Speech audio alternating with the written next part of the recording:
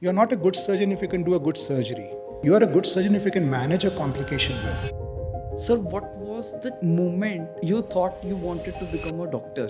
My father wanted me to become a doctor to serve the society. That somewhere kind of stayed with me. Sir, what were the early challenges you faced during your residency? So it was more of an opportunity than a challenge. What belief system you have developed to treat patients' life and to live your life effectively? In that 2 months period that I was there in the UK, I learned how to deal with the patients. So I learned the art of practicing medicine in the UK, and I learned the science of practicing medicine in India.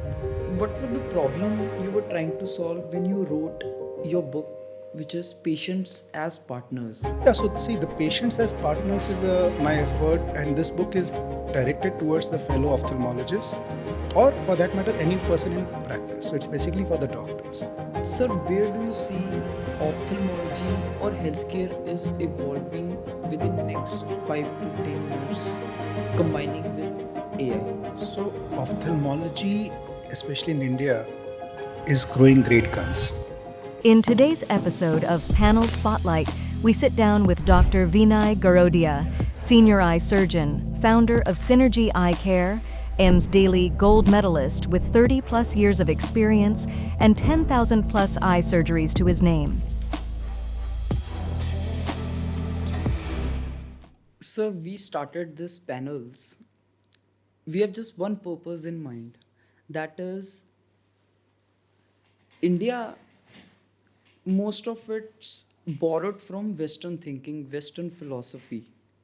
What I want is, I want to inspire original thinking among our new generation of thinkers, new generation of doers.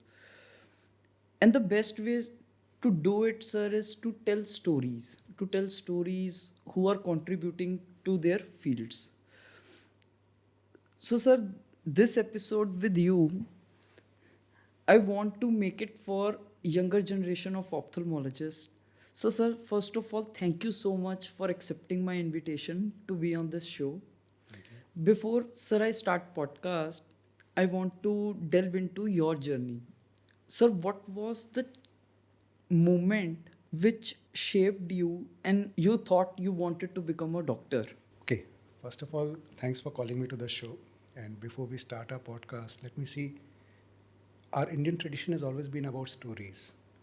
You know, none of us have read Mahabharata or Ramayana, but we all know the stories. And the things have been traveling for thousands of years through the stories for us. So I think stories are the best way to go about it. My story is not very interesting though, but let me anyway tell you what it is. So I was basically born in Banaras and born in a business family. Was good at studies.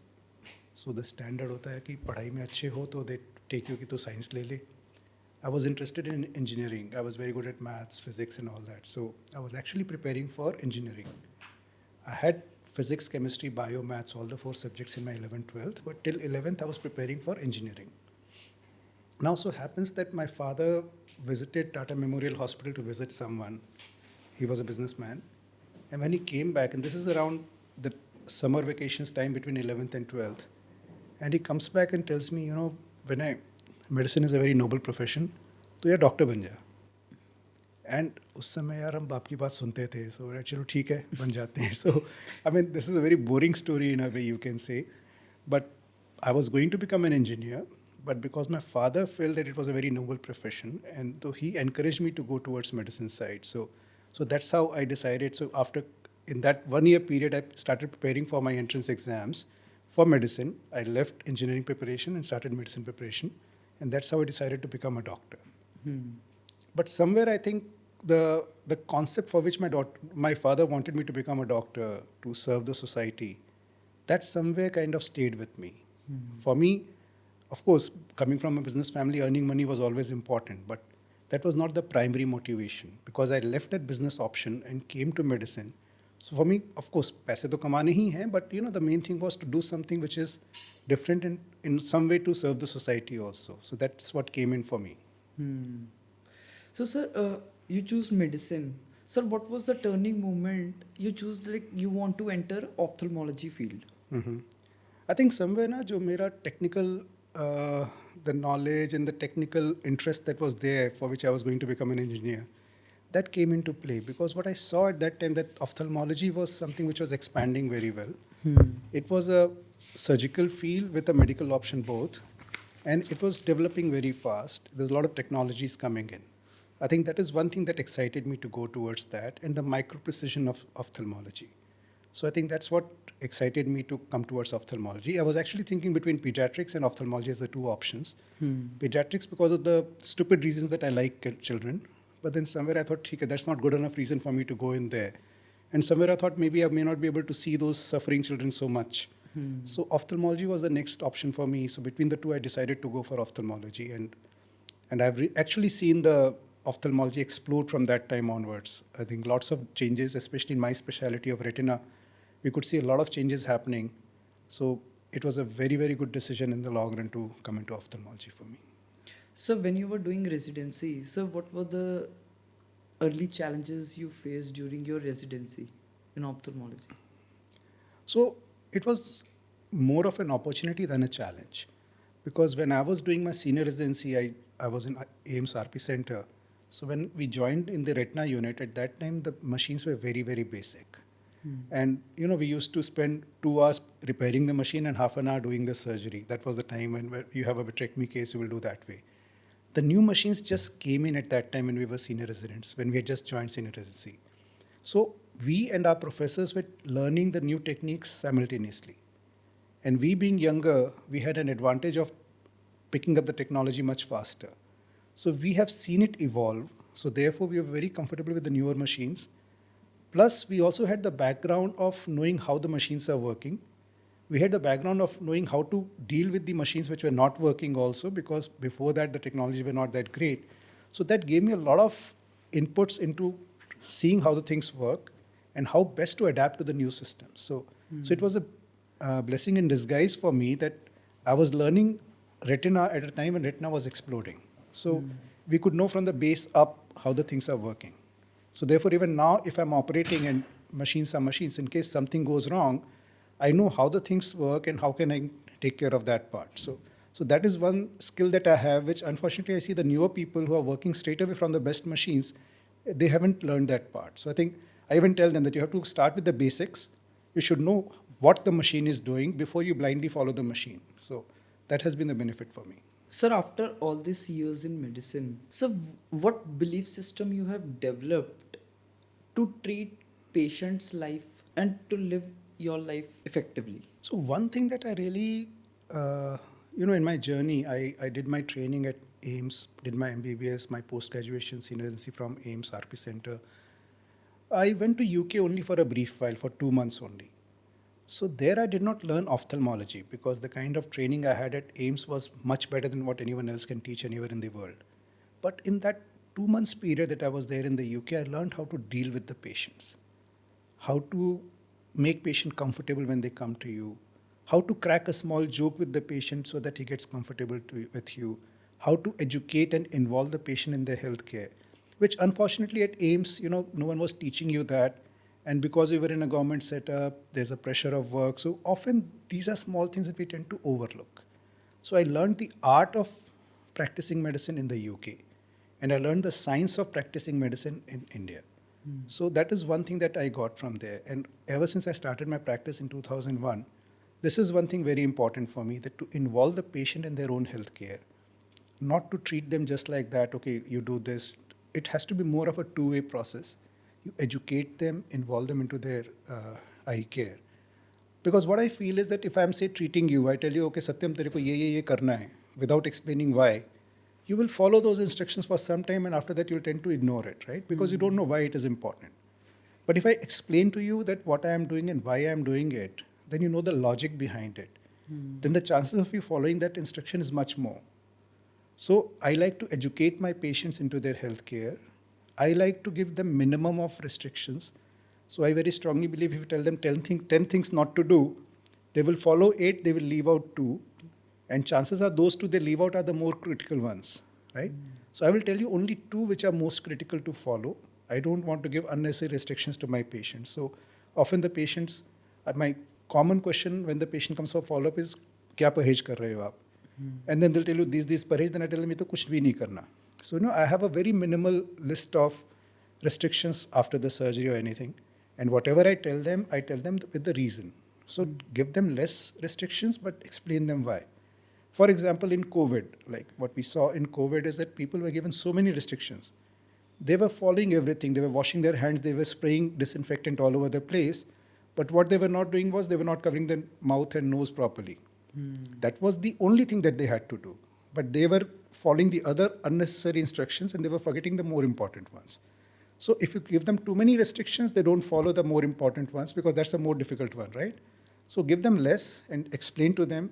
So I like to educate my patients, get them involved in the healthcare. So that has been my philosophy from day one when I've been practicing. And that's where somewhere my name Synergy also comes in from, because I like to make the patients as their partners in their healthcare. So it is not a one-way street. It has to be a partnership, mutually beneficial partnership with them.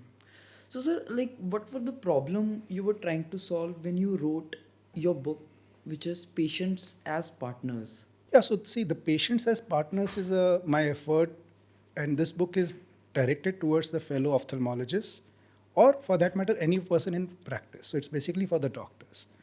So my belief is that the good old system of medicine, where the patient referrals were the best way of growing in practice. I have got a very bad marketing segment in my practice. Most of my patients are from word of mouth.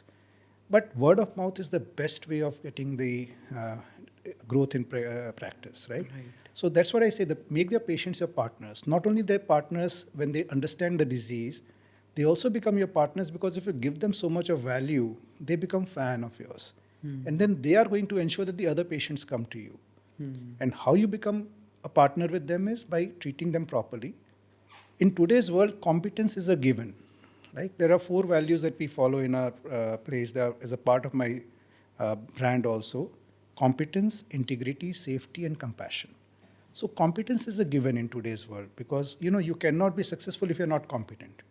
But what is becoming very important is how honest you are with the patients, because patients can understand if you're being honest with them or not. So if you're being honest with the patient and if you're being compassionate with the patients and treat them as if they are a part of your family, the patients will see that. And that is the value that I like to give to every patient. And that converts the patients into a fan. And that is how they will refer more patients to me. So this book is basically to break the myth that many people have that if you're doing honest practice, you're doing some sacrifice.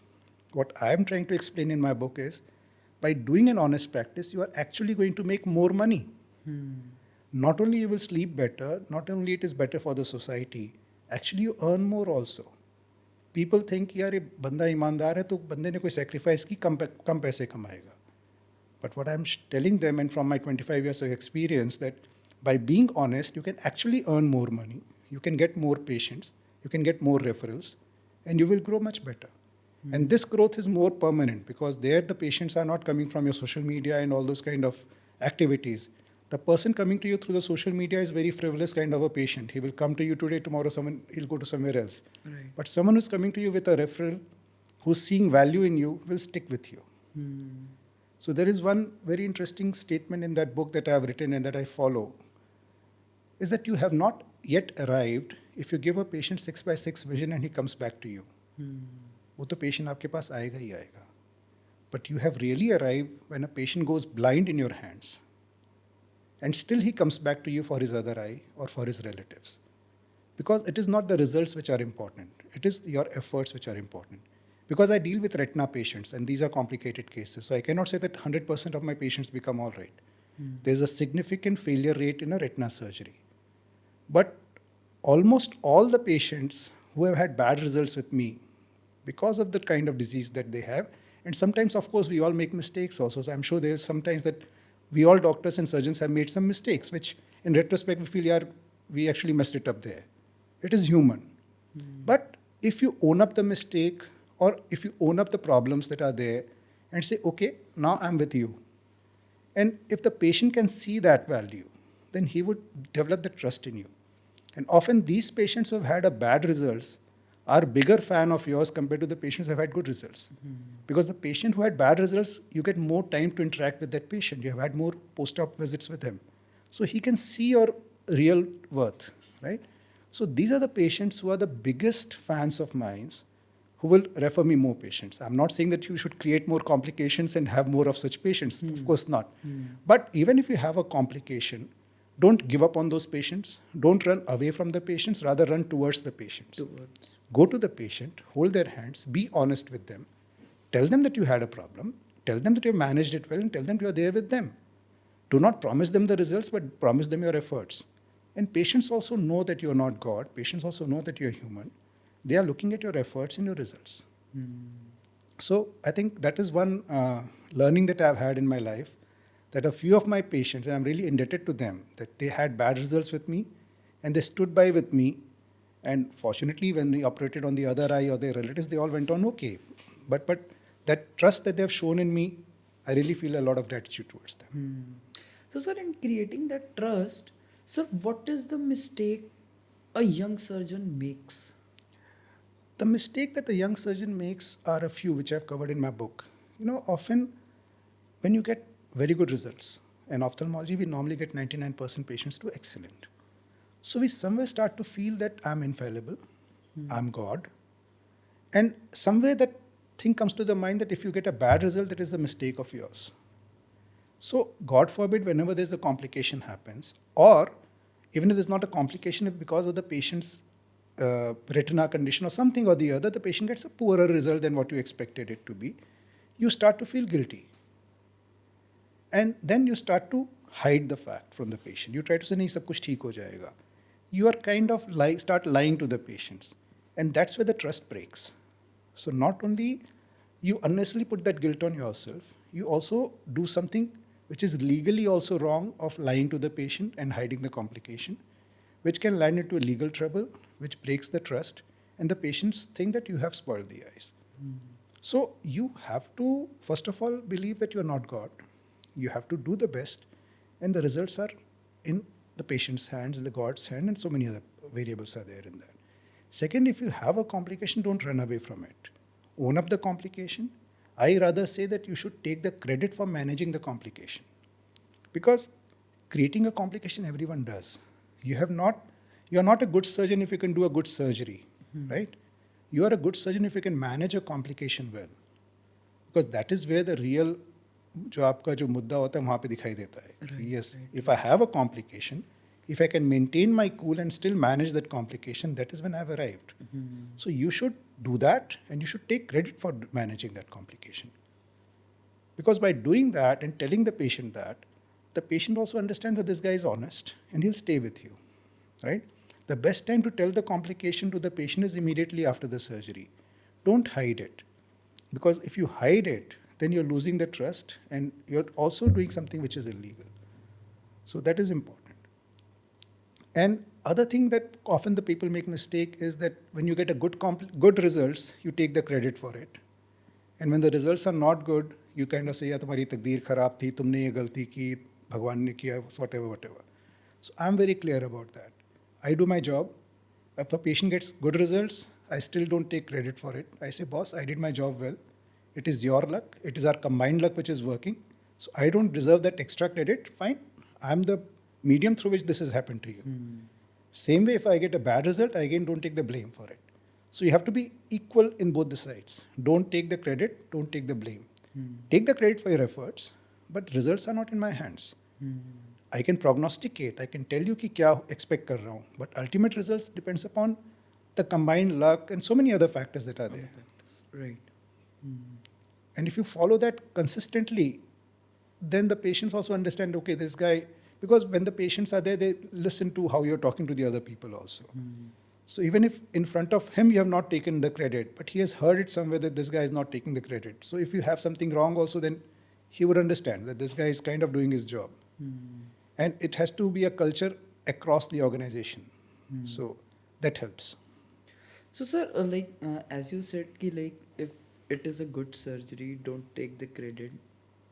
If it's a bad surgery, you don't have to take the blame. So, when you are doing the surgery, you must have facing complications. Sir, what mental framework you use so you can manage that complication well? Yeah. So when I say don't take the blame for the bad results, that doesn't mean don't take the responsibility. Blame and responsibility is different. I'm responsible for it and I'm responsible to correct it. But I'm not guilty.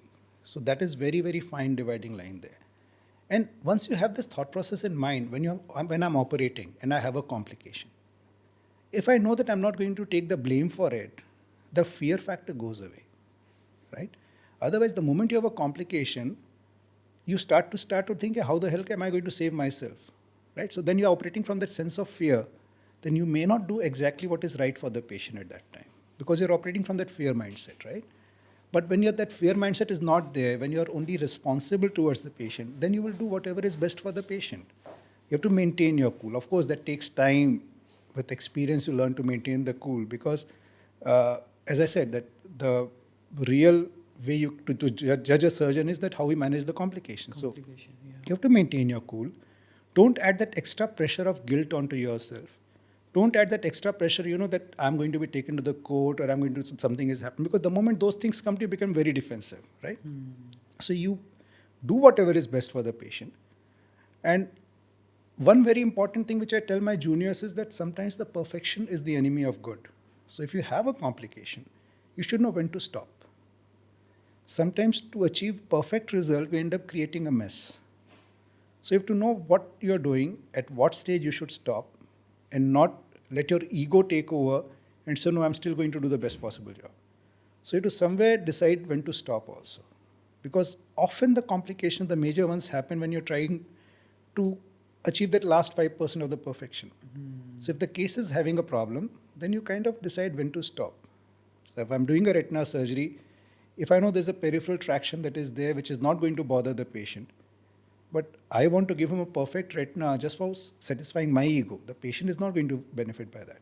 And in trying to achieve that, I may end up creating a complication. So it is important to know when to stop.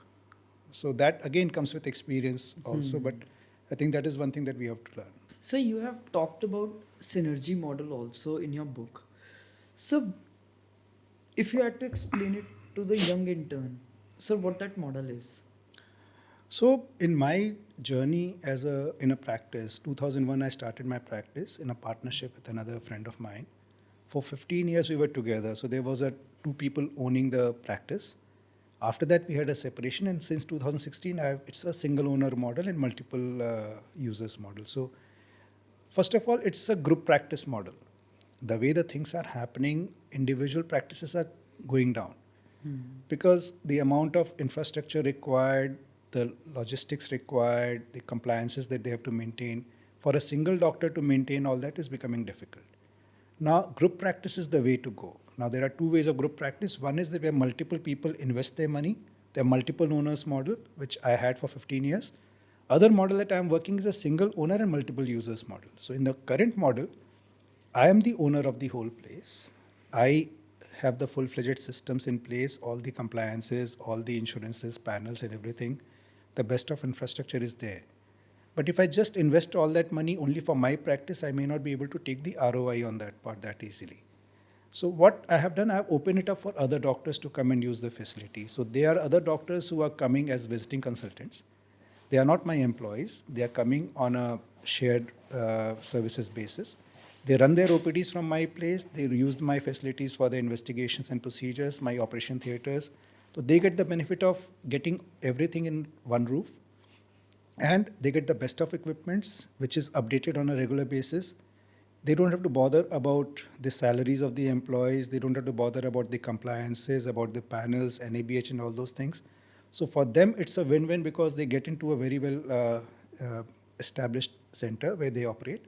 They have to share some revenues with me. But on the whole, if they were running their own centers, compared to that, they possibly are earning more without any hassles of the management. So for them, it's a win-win situation. For me, I have to anyway set up that kind of a place for my own practice. So when they come in, the same equipment, the same OT is being used more. So therefore, my ROI becomes better. And the other advantage is because there's a bigger team, like we have about 25 doctors right now as visiting. So there's a lot of cross-reference that will happen. So someone is say I'm a retina specialist, someone is a squint specialist, someone is a glaucoma specialist. So if we have a patient with that, we will refer to each other within the same umbrella. So the patient also becomes very easy for him to stay in the same premises. We also refer to each other. That helps each other to grow their practices. So it's a mutually win-win scenario for everyone. Now, what is important for running this thing is that there should be trust between the various partners. They should have trust in me that when their patients come to me, I'm not going to poach up upon their patients and tell them, you come and show directly to me. So that kind of a trust has to be there.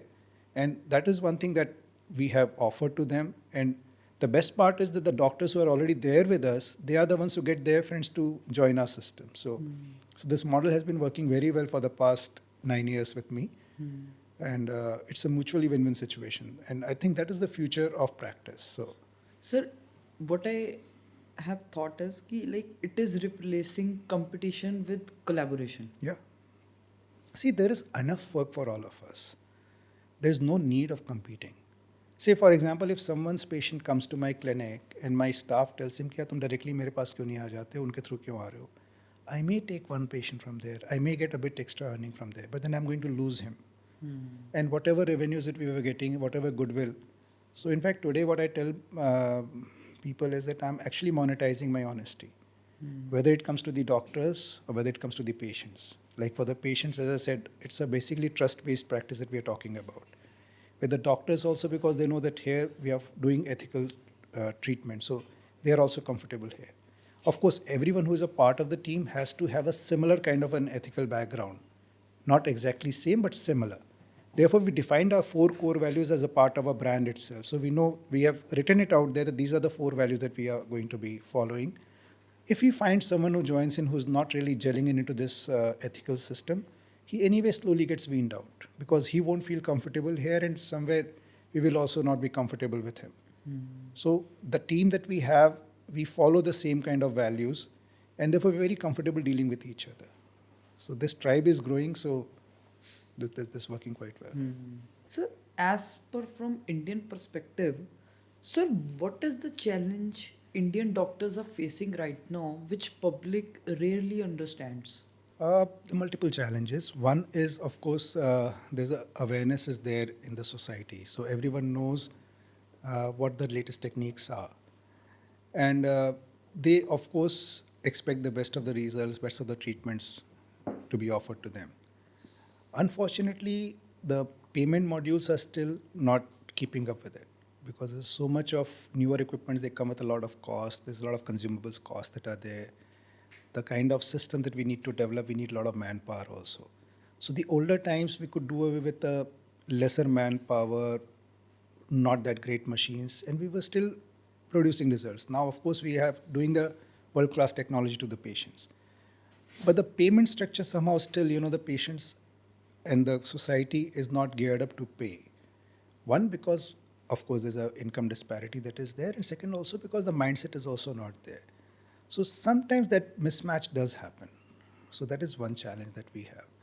Second is that per se, the practice module, the private practice module in the society is not as developed as the Western system.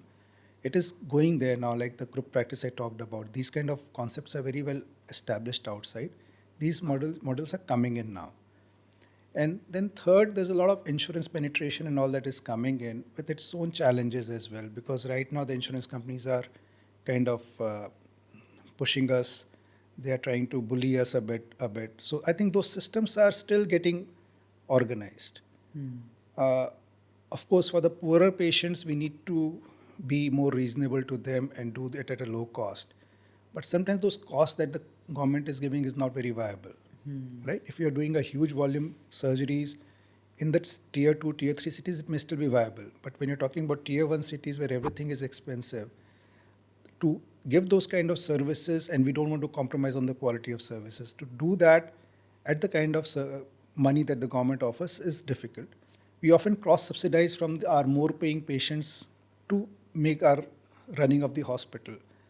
But as more and more people go onto those schemes, the viability of the systems might be a problem there. So somewhere the government has to think about what are the required norms that are there.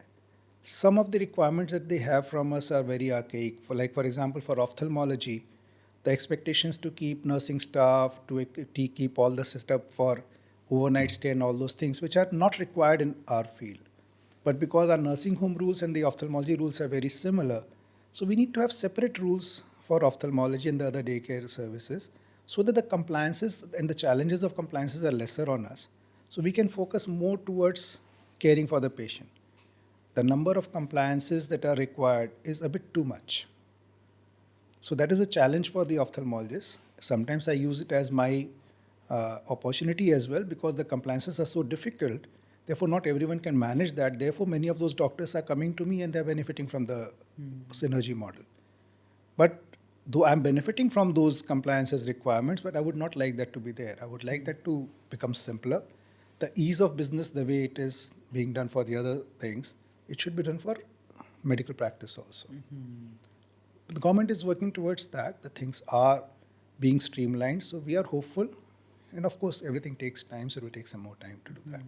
So, sir, if you had a power to change, to fix one thing in Indian healthcare system, what would be that first thing? I would, I've in fact given a suggestion also to the PMO. Let's see if they work on it. But I would like the government to use the technology better to help educate the patients about their health situations. So there are two ideas that I have floated, I think, and that's very easily doable things. One is regarding eye donation, right? So my idea is that the government should link up all the eye donations to the Aadhaar card or whatever medical ID of the patient. So whenever a patient dies in a hospital, at that time the Aadhaar card data is also there with them. So the information flashes that, okay, this guy is an organ donor. Often what happens that I may have pledged my eyes or my organs. When I die, my relatives won't remember about it. So even though I wanted to donate, the thing just goes waste. No one has remembered that. Whereas if this information is tagged to my Aadhaar card or whatever medical ID that is there, in the hospital, that thing flashes that, okay, this guy is an organ donor. Then the counselor, when they go to the family and says that, okay, your father wanted to donate his eyes, his organs, or the other things, the chances of conversions are better. And make the whole thing much simpler. Simple, just send a WhatsApp message or a SMS to every person saying that, do you want to be an organ donor or not? The person just clicks yes or no, and that happens. So just make it very simple. Of course, Sri Lanka has a system of presumed donor. So till you say that you are not a donor, you presume that you are agreeing to be a donor. That can be another way, but okay, fine. If you don't want to do that, at least make it very easy. Other thing I suggested was that the way we have got an Ola and Uber app where you press the button and the location gets shared, let's create an app or a website. So if someone dies in the family, they just click on that button, the nearest eye bank or the organ banks are notified, they get the location and they connect with you and they can come to you. So rather than someone searching at that time ki nearest eye bank kahan pe hai, how to connect with them, make it simpler so that they can be more voluntarily involved with this thing. The second idea is about diabetes, because diabetes and diabetic retinopathy is a very common problem. And being a retina surgeon, I see lots of diabetics who are not aware about the fact that they have to do a regular checkup of their eyes, and they come to us very late. So one is, of course, all the physicians have to educate their patients. That is one thing. But what if we create a diabetes register or something that anyone who's diagnosed with diabetes, the database goes to the centralized register. Now, from there, there's a regular SMSs or literature being sent to the patient on WhatsApp or SMS about what they should do. They should take care of their eyes, their kidneys, their heart, their feet, so many things that are there. So have a system where that kind of a thing is centralized and done through the government if individual practitioners are not able to do that, because not everyone can have that kind of systems in place. So if we create a registry where we start to educate patients based on that, so that will go in a long way to prevent the morbidities happening because of these serious diseases like diabetes or blood pressure or the other things. So government should start to educate patients onto these things. And that's one thing that is my idea, that I would like to use the technology. We have all the databases and we are great at technology, our Aadhaar system, our UPI system, our COVID vaccine certification, everything we have shown that we can work with the large data. So why don't we use that kind of a thing to educate our patients, especially for the chronic diseases? Sir, if we look out at Indian context, sir, where do you see ophthalmology or healthcare is evolving within next 5 to 10 years combining with AI? So, ophthalmology, especially in India, is growing great guns. I mean, the best of the surgeons in the world come from India. The quality of surgery, the precision of surgery that we are giving is great. AI, it so happens in AI in medicine started with ophthalmology, started with the retina only. Because the first studies on AI was done with diabetic retinopathy detection. That's what the Google did the study on. So anything which is visual is likely to benefit most with the AI. So that comes retina and radiology are the two factors where it's helping maximum. So AI is already helping us. AI for picking up the diseases early is going to be useful. AI has to be used along with the surgeons or along with the doctors to make the doctor's time more productive and more effective. So AI is not a competition to us. AI is a tool for us which should be used in that manner. But however advanced the AI may become, the personal touch that is required, the trust that is required, maybe surgical precision part will be taken care by robotics in the future. But the personal touch and the trust and the human element that is required. And still the decision making, keeping the patient's emotions in mind, patient's requirements in mind, that still I think the AI would find it difficult to handle. So those are going to be the features where they're going to be very, very important, where the doctors will be involved. So somewhere humanity part has to be added into our practice in a much bigger way. And that is one thing more about your question about what the government should do. I think in our medical education system, there's so much of studies that we have to do for everything. But the skills of clinical practice, that psychological aspect of dealing with a fellow human being, some bit of financial aspects also, how to deal with your own life, how to deal with your investments, how to invest in a clinic. I mean, those things are important to be taught. Because if those things are not taught, when the person comes out in practice, he kind of feels that the only way to earn money is by doing unethical practice. And that is where a person who is an idealistic guy who comes out from the college suddenly finds himself into a very, very bad world of practice. And my book is also an effort towards trying to educate them. But if we can put some of this psychology education, human behavior education, dealing with patients, soft skills, financial, these are very important parts because medicine is not going to be only science-based kind of a practice. And with AI coming in, a lot of information we keep mugging will become less important. It is how you apply those sciences and how you deal with a fellow human being. Those are going to become more important. So it's time that we start focusing more towards that and less towards the rote learning part. So I think that is one thing we should be working towards. So now I want to ask a question about your life, not as a doctor, but according to you as a person. What is a meaningful life? See, a meaningful life, to be honest, the first priority of life is to survive, right? So, uh, survival taken care of, then you start to look at the meanings of life. So, when I came into practice and everything, first thing was to establish myself, to get that recognition that yes, I am worth what I am, and to earn reasonable amount of money to take care of my basic needs.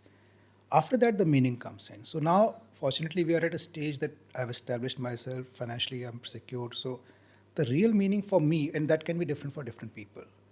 For me, the meaningful life is that I'm very fortunate to be in a profession where I can easily create a difference in the people's lives. Like, as I said, I come from a business family. My father was, along with business, would do a bit of social work. So he would have to go out of his house, go do some work to really be helpful to the society. We are very fortunate कि हम अपने clinic में बैठ करके we can still serve the society the way we want to, right? So I can give good quality treatment to the patients, genuine treatment to the patient. That's a service. Even if I'm charging, that's still a service. I can do free surgeries for the patients who are required, which I do, and I feel very strongly that charity is an option. It's not should not be pushed upon me. If you tell me that you have to do charity, I would resist it. But if I want to do charity, I will do it, which I will do. So we are at a fortunate position where we can help out people. And Another philosophy of mine is that if I'm doing a charity, I don't want to call it a charity, if I'm helping someone, I don't expect a thank you from that person because I'm not doing that person any favor. My philosophy is if I am doing something good, I feel good about it, right? And that is my reward, that is my remuneration. Today, if I have a lot of money, what do I spend it for? I spend it for something where I feel good about it, right? So we are spending money to feel good. We are doing all kind of funny activities where we are even harming our health just to feel good. So if you can feel good by doing good, so you're getting more than what you did, no? So you got your rewards immediately. The moment this realization comes to you, the ego melts away. Then I don't feel that I'm doing some favor to someone. Actually, that guy is doing a favor to me by letting me do something good so that I can feel good about it. So for me, it's very simple. You are not doing favor to anyone. I'm doing it because I want to do it, because I feel good about doing it. So we are at a place where we can do a lot of good and feel good about our profession. So I think we are very, very fortunate about that part. Sir, how do you define success? Again, I will come back to that. The first step of success is survival. So once you've survived, that's one level of success, right? So now you're not dependent on someone else to survive. After that, if you are happy, you're successful. Very simple definition. It's just in one line. Like if you are happy, you are successful. Because you may earn billions of dollars and still not be happy. And you may earn just enough to survive, and if you're happy, you're happy. And ultimately, the money also is earned to get happiness. So if you're able to get that happiness, you're happy. But that all comes after survival is taken care of. So you cannot get all philosophical till you have got food on your plate, a house to live. So those basic necessities are a must. We are not yet evolved that we can go and stay in a cave and be happy there. Yeah, I mean they are also successful. But for lesser mortals like us, once you're taking care of basic needs, and then if you're happy, then you're happy. So, sir, if I close this podcast with this question, like what advice you would give to young doctors who are choosing medicine as their career choice, what that advice would be? See, my daughter chose medicine, and I made it very clear to her that don't come to medicine thinking that it's here I'll make a lot of money and this and that. Medicine is not an easy path to take. It requires a lot of time, a lot of effort, a lot of hard work. If you can't do that, don't come here. Don't crib about the hard work that you're supposed to do, because that's a part of life. You've chosen this thing. But if you're really passionate about this, then it's the best field that you can come to. Many of my colleagues will keep cribbing, ye hai, wo hai. Come on, yaar, you came to medicine because you wanted to do it, right? So you can't crib about it. Yes, you can think about how you can make it better, but cribbing would not make anything better. But this is one of the best professions, like I said. There's an option of doing something for the society. You can be independent. The respect is there. Of course, it is not the blind respect that we used to have, unfortunately, but we are also responsible to a large extent. And also the consumeristic society is also responsible. Whatever is there, right? But still, it is a reasonably well-respected field. And there's so much of potential for you to help and be happy about that. So come to medicine if you're passionate about it. And don't get distracted by the people who keep cribbing about it. It is one of the best fields that you can think of. So if you love interacting with patients, if you love interacting with human beings, this is the field for you. Sir, it's more like when you choose a profession, there are positive aspects to it and negative aspects to it. You have to choose both of them to work effectively. So you should know that medicine is not an easy path. So if you're aware and you're choosing it, then you should have no reason to crib about it. A soldier who goes out on the field, at the battlefield, he has got no right to crib about the risks to his life because he chose it. Our gratitude is there towards the soldier. I'm not underplaying that. But he should not crib about it, right? He knew that this is a part of his job. The same way we have chosen, we know this is a part of our job, so there's no reason for me to crib. I would love the society to have the gratitude towards the profession and that respect that they give to the profession. That should be there. But I cannot demand it. I'm doing it because I want to do it. I'm not doing anyone a favor by coming into medicine. There are so many other people who are willing to take my seat. So I'm not doing anyone a favor. So you don't demand the respect from the society. Be happy that the society is giving the respect. So I'll just, every profession is important for that matter. I mean, the life teaches you from all funny kind of places. So one of the incidents that happened with me, which I've written on my book also, that I like adventure sports. So I went to Hong Kong for a conference. Then there I went to Macau, and there I had half a day free. मैंने कहा चलो bungee jumping करते हैं. तो first time for me, I went to Macau, and that's the world's highest tower. I went up there for bungee jumping. I was alone, right? And just before I take that plunge, I just realized that, this guy whom I don't even know, this guy has put all the harnesses on me, and I'm taking a leap of faith, Right. right? And I don't know what's going to happen to me. And I trusted my life to that guy. And that's when I realized that the patients also, we make them sign the consents and all that thing, but that means nothing. That guy is trusting his life, he's trusting his eyes to you, and he's taken that leap of faith. So that's where I realized that, we are so responsible, we have got so much of responsibility on us.